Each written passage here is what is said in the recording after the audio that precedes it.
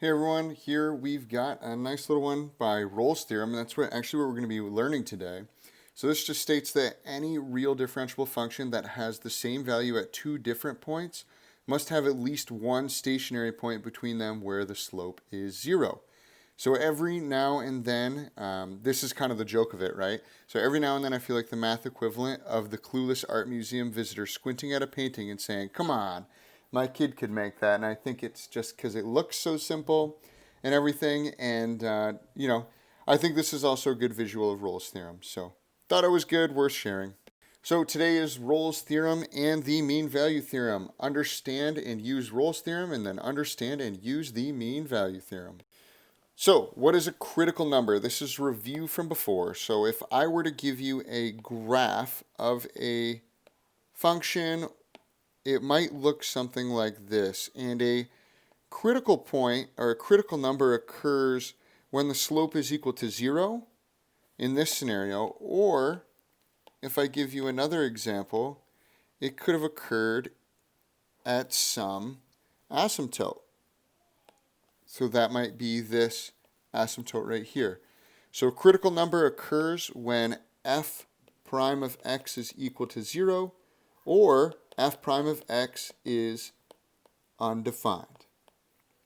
Those are the two spots where critical points can occur. It doesn't necessarily mean that it's going to be a max min or something like that, but it is still a critical number. All right, so finding critical numbers. Anytime we're asked to do this, we're just going to start taking the derivative. So h prime of x is equal to, and remember this one right here, this sine squared x, we want to think of it as sine of x, that quantity squared. So this gives me 2 sine of x, and then I have to take the derivative of the inside of that squared, which is the cosine of x. And if I had something other than x there, I would have to keep going. Plus, well, this is going to become a negative sine of x for taking the derivative of the cosine of x.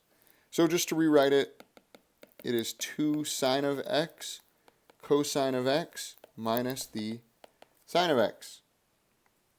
I personally like to take out a sine of x here, and then it becomes 2 cosine of x minus 1.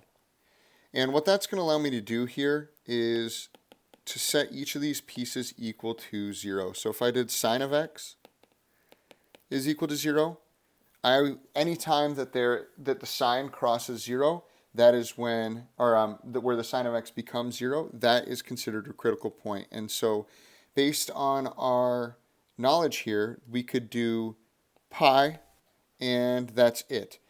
Really, like if we think about it, it's 0 pi and 2 pi. But we only need to evaluate this on the open interval since we are going to do these on the closed interval anyways. But I might as well leave them out here. I also need to do this one right here where I can set 2 cosine of x minus 1 is equal to 0. So add 1 to both sides. 2 cosine of x is equal to 1. Divide by 2.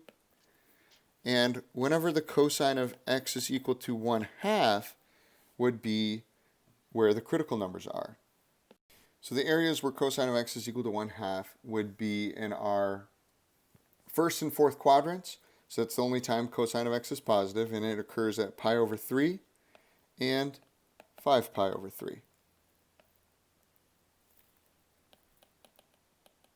Just rewriting that there.